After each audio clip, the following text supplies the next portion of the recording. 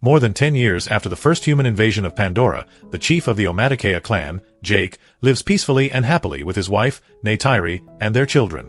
Neytiri, Lo-ak, and Tuk are their biological children, but they have also adopted two others. Kiri, who was born from Grace's comatose Avtar body, and Spider, a human boy. Spider was born at the human military base during the invasion, and since cryostasis was not an option for an infant, he could not be taken back to Earth with the others. Having been raised by Jake and his family, Spider considers himself more Nausix than human, though Neytiri remains wary of him because he is the son of the enemy. One night, the family looks up at the sky and is devastated to see that humans are returning to their planet, destroying everything in their path as if they had learned nothing from their past mistakes. A year later, aboard one of the many human starships orbiting the planet, soldiers are having their consciousness transferred into newly created Avtar bodies. One of them reacts poorly to his awakening until it is explained to him who he is. Colonel Quaritch, who died during the first invasion. This new Quaritch watches a recording left by his former self, explaining that his memories had been copied into the system so that he could be cloned after death. His mission now is to take revenge on Jake for defeating them the last time. Meanwhile, Jake and his clan warriors have organized a guerrilla campaign to slow the humans' advance, mainly by attacking their supply lines. Most of them fight with traditional weapons and ride mountain banshees, but as a former human, Jake still prefers firearms for his own use and has even adapted human communication devices for his family. During one particularly successful raid, Lo-ak becomes overconfident and disobeys Neytiri, leaping into battle to help his father in an attempt to prove himself. Neytiri chases after him, and their reckless actions leave both boys under heavy fire when the human ship retaliates. Lo-ak manages to dodge just in time, but Neytiri is injured, forcing Jake to rescue him from the wreckage. Back home, Jake scolds his sons for their disobedience and grounds them. Neytiri reminds her husband not to be so hard on the children because they are still young, but Jake, terrified of losing them, insists on being strict to keep them safe. Sometime later, the siblings visit Max, one of the human scientists who defected from the military and joined Pandora's defenders. He and his colleagues run a small laboratory where they preserve Grace's comatose body. Kiri enjoys visiting the lab and watching Grace's old video logs from her time in a human body. Her siblings tease Kiri for not knowing who her father is, but Spider points out that perhaps not knowing is a blessing, since he himself despises the fact that he is the child of the enemy. Meanwhile, Quaritch and his squad of Avtar soldiers arrive at the new human base on Pandora, where they learn that thanks to technological advancements, humans are now settling at triple the speed compared to a decade earlier. Once armed, the team ventures into the forest, where they come across remnants of machines from the previous invasion. Quaritch is stunned to see traces of his former body. At the same time, all of Jake's children except Neytiri are playing in the area, but they quickly hide when they spot the enemy approaching. Lo-ak contacts his father through the communicator and receives orders to retreat quietly, but as soon as they try to move, they are ambushed by Quaritch and his team. Quaritch immediately recognizes that the children are Jake's because of their mixed blood hands. His biggest shock, however, is discovering Spider, who turns out to be his own son. Since Quaritch and his men must wait for extraction, Jake and Neytiri seize the chance to strike under cover of darkness, first instructing Neytiri not to interfere. Neytiri makes an animal-like call to alert the children before she and Jake begin picking off the soldiers from the shadows. The children then bite their captors and manage to break free. Quaritch recognizes Neytiri's arrows and taunts her to reveal herself, but Neytiri jumps into the fight just in time to save his mother. At that moment, a human ship arrives to extract Quaritch's squad, and Neytiri focuses on reuniting with her children, not even realizing that Spider is missing. This gives Quaritch the chance to escape with the boy. At the human base, Spider is strapped into an interrogation machine, but he endures the pain without saying a word. Quaritch shifts tactics, claiming that while he may carry the original Quaritch's memories, he is a different man who wishes to bond with his son. These words slowly begin to convince Spider that perhaps Quaritch is not entirely evil.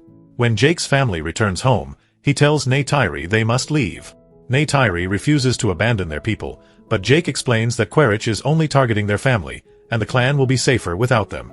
After appointing a successor, the clan performs the traditional ritual to pass on the role of chief, and Jake's family departs for the Metkayina coast, where the local clans have adapted to the ocean and can hold their breath far longer underwater. Upon arrival, Chief Tonawari and his wife, Ronald, are wary of them because of their human blood and the risk of war following in their wake. But Jake swears they were not pursued, and tradition demands that shelter be offered to anyone in need. The family is granted refuge. Tonawari asks his children to act as guides. His son Aonung reluctantly complies, while his daughter Rhea happily shows them around. From then on, Jake's family works hard to adapt to reef life, learning to ride sea creatures called Ilu and training their bodies to remain underwater longer. It takes several attempts, but to everyone's amazement, Kiri requires no training at all. She can naturally stay submerged as long as she likes and instantly forms bonds with all sea life. Meanwhile, Quaritch's squad begins taking Spider along on their exploration missions, making him their official interpreter. Spider also leads them to a rookery of Ikran, the deadly flying beasts that cannot be tamed by just anyone. Quaritch attempts it regardless, wrestling with one until both plummet from a cliff.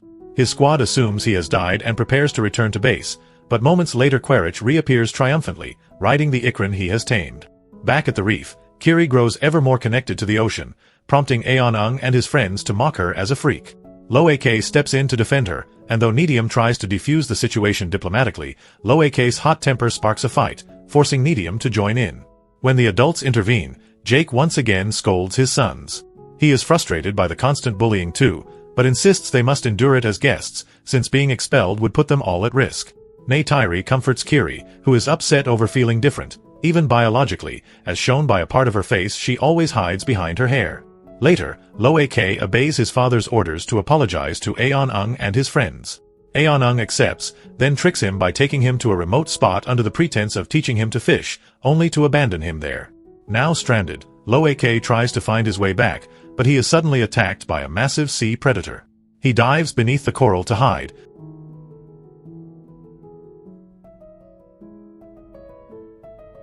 but soon runs out of breath and is forced to surface.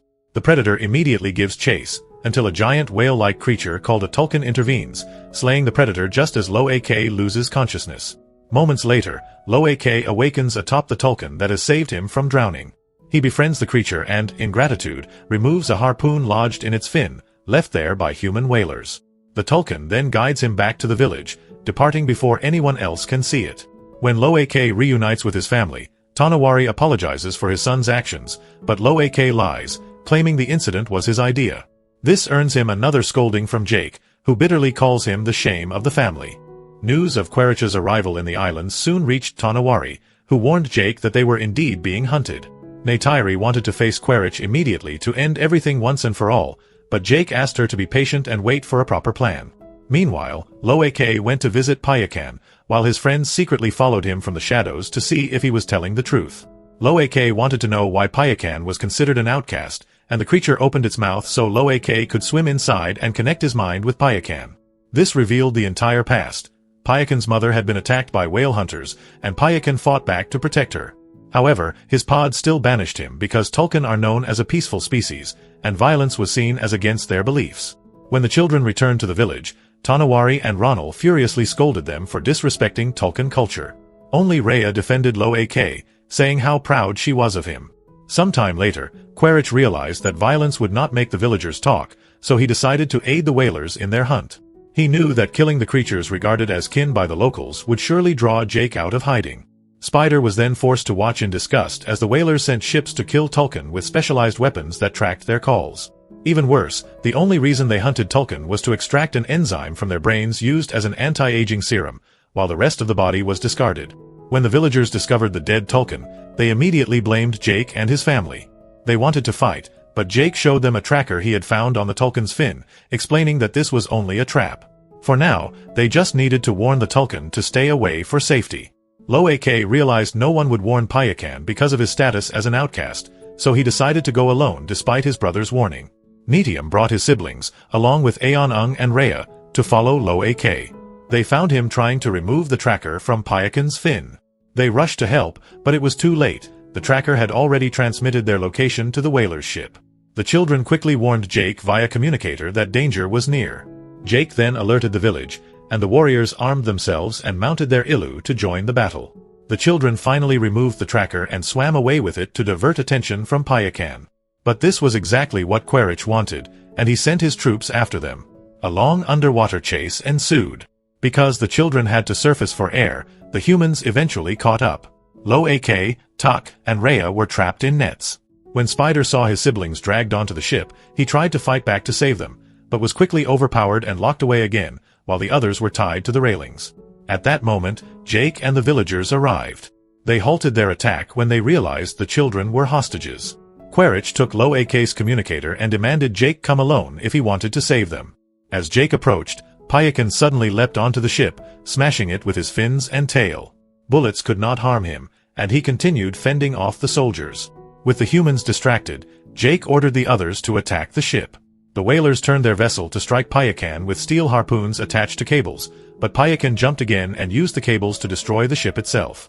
A fierce battle erupted between the Nausicaa and the humans. The Nausicaa quickly gained the upper hand thanks to their creatures' agility in the air and underwater. Kiri used her bond with marine life to command sea plants to entangle the submarines. Meanwhile, as the main ship caught fire after being rammed, Spider used his position inside to activate the fans, spreading the flames throughout the vessel. He also sabotaged the control panels. The ship finally stalled and began flooding. At the same time, Jake faced Quaritch one-on-one. They fought with weapons at first, but when their ammunition ran out, Jake commanded his Ikran to attack Quaritch's mount, sending them both into the sea. The whalers once again tried to strike Payakan with the steel harpoons, but Payakan turned the weapons back on them, destroying their ship. On the main vessel, Neytiri managed to climb aboard and free his family. The girls jumped into the ocean, but Lo-Ak insisted on saving Spider, forcing Neytiri to stay and help. However, a soldier captured Kiri and tied her to the ship. Seeing this, Tuck convinced Rhea to return and rescue her. As they reached the ship, Quaritch appeared, shoved Rhea back into the water, and seized Tuck. As the sinking ship was abandoned by the humans, Lo-Ak and Neytiri launched a surprise attack. Spider joined the fight and was finally reunited with his siblings. But a hail of bullets forced them to retreat. Neytiri covered their escape with enemy weapons, urging his siblings to jump into the ocean. Rhea returned with her Ilu to carry them. They waited for Neytiri, but when he finally leapt into the water, he was already wounded by gunfire.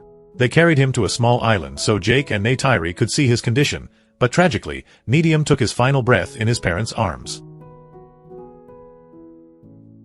At that moment, Quaritch contacted Jake, revealing that he was holding Kiri hostage. He demanded Jake come alone once again. Jake sent Neytiri with her Banshee as backup, then returned to the ship with Spider as his guide. Lo-Ak was supposed to stay behind, but once again disobeyed and followed them. The soldiers awaited Jake at the front of the ship, but Spider showed him a hidden passage so Jake could sneak in unseen. Jake threw grenades to trigger a fire, creating chaos. He and Neytiri used the distraction to storm the vessel and slaughter the soldiers.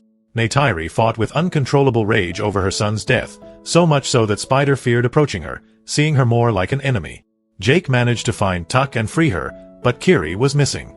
Quaritch had already taken her hostage. Jake was forced to lay down his weapons. Spider begged for Kiri's release. Neytiri appeared and seized Spider as a counter-hostage, demanding a child for a child.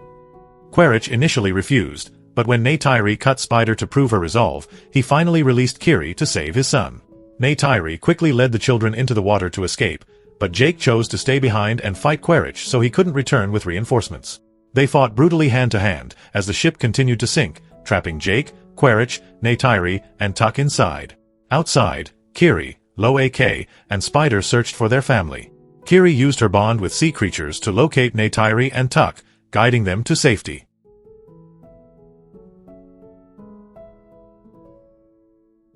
Meanwhile, Jake locked Quaritch in a deadly chokehold and left him to drown. But after the exhausting underwater battle, Jake himself was running out of air until Lo-Ak found him, guiding him to an air pocket while reminding him of Rhea's breathing lessons. Still searching, Spider discovered Quaritch unconscious but alive. After a painful internal struggle, he couldn't bring himself to let his father die and dragged him to the surface. Payakan returned to rescue Jake and Lo-Ak. This heroic act made Jake finally tell Lo-Ak that he was proud of him. After reuniting with Neytiri and the children, Spider abandoned Quaritch on a lonely island, refusing his father's plea to flee together.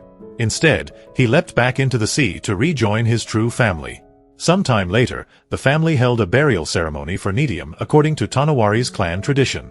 After the ritual ended and Neytiri became one with nature, Jake and Neytiri connected with the Tree of Souls, allowing them to visit Neytiri's spirit one last time, and the story ends here. This movie teaches us that true strength comes from unity and protecting the bonds of family, no matter the sacrifice. It also reminds us that living in harmony with nature is not just survival, it's the essence of life itself.